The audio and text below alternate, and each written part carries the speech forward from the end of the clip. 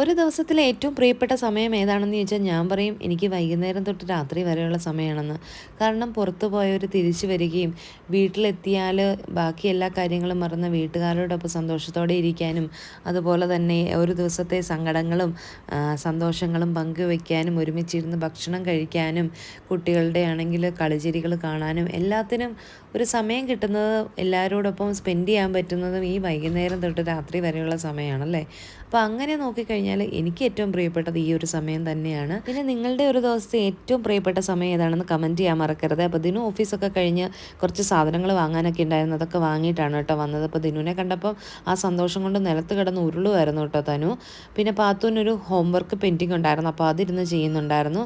ഞാനാണെങ്കിൽ മഷ്റൂമൊക്കെ ഒന്ന് ക്ലീൻ ചെയ്തെടുക്കുകയാണേ. പിറ്റേ ദിവസം രാവിലെ നമുക്ക് മഷ്റൂം ബിരിയാണി ഉണ്ടാക്കാൻ വേണ്ടിയിട്ട്. അപ്പം ഇതിൻ്റെ റെസിപ്പി ഞാൻ ലോങ് വീഡിയോയിൽ ഇടുന്നതായിരിക്കും കേട്ടോ. പിന്നെ ദിനു കുളിയൊക്കെ കഴിഞ്ഞ് വന്നിട്ട് തനുവിൻ്റെ കൂടെ ഇങ്ങനെ കളിക്കുകയായിരുന്നു ബലൂണൊക്കെ ഇട്ട്. പാത്തുവാണെങ്കിൽ കുറച്ച് നേരം ടി വി കണ്ടോട്ടെ എന്ന് ചോദിച്ച് ടി വിയും കാണുമായിരുന്നു. അപ്പം ഇന്ന് നമ്മുടെ സ്പെഷ്യൽ ഡിന്നർ മസാല ദോശയാണ് കേട്ടോ. അതിനുള്ള മസാലയൊക്കെ അമ്മ ഇങ്ങനെ റെഡിയാക്കിക്കൊണ്ടിരിക്കുകയാണ്. അതിനിടയ്ക്ക് തനു വഴക്കുണ്ടാക്കി പുഷാമ്മ അവളെ എടുത്തുകൊണ്ട് അങ്ങ് പോയി. മസാല ഉണ്ടാക്കുന്നതിനിടയ്ക്ക് പിന്നെ കുറച്ച് നേരമൊക്കെ ദിനു പോയി അതൊന്ന് മിക്സ് ചെയ്തൊക്കെ കൊടുക്കുന്നുണ്ടായിരുന്നു. അപ്പോൾ മസാല ദോശയ്ക്കുള്ള സാമ്പാർ ഇരിപ്പുണ്ട്, അപ്പം കുറച്ച് ചമ്മന്തി അരയ്ക്കണം. അപ്പോൾ ഉഷാമ്മ ചമ്മന്തി അരയ്ക്കുന്നുണ്ട്. എല്ലാവരും ഓരോരോ ജോലികളിലാണ് കേട്ടോ. അപ്പം ഞാൻ പാത്തുവിന് വിശക്കുന്നെന്ന് പറഞ്ഞപ്പം എന്നാൽ പിന്നെ ദോശ ഉണ്ടാക്കി കൊടുക്കാമെന്ന് വിചാരിച്ചിട്ട് ദോശ ഇടുവാണേ. അപ്പോൾ മസാല ദോശ നമ്മൾ ഇന്ന് നോർമൽ മസാല ദോശ ഉണ്ടാക്കുന്നത്.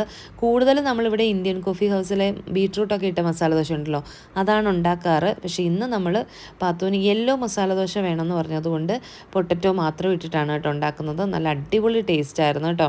അങ്ങനെ നമ്മുടെ ദോശയൊക്കെ റെഡിയായി വരുന്നുണ്ട്. അപ്പം പാത്തു ആണെങ്കിൽ വിശക്കുന്നെന്നും പറഞ്ഞ് കഴിക്കാനായിട്ട് വന്നിരുന്നിട്ടുണ്ട്. അപ്പോൾ പാത്തുവിന് ചൂടോടെ തന്നെ ചുട്ടു കൊടുത്തു. അപ്പോൾ ചമ്മന്തിയും വേണ്ട, സാമ്പാറും വേണ്ട, മസാല ദോശ മാത്രം മതിയെന്നും പറഞ്ഞിട്ട് അവൾ എൻജോയ് ചെയ്ത് കഴിക്കുന്നുണ്ട്. അവൾക്ക് ഒത്തിരി ഇഷ്ടപ്പെട്ടെന്ന് പറഞ്ഞു കേട്ടോ.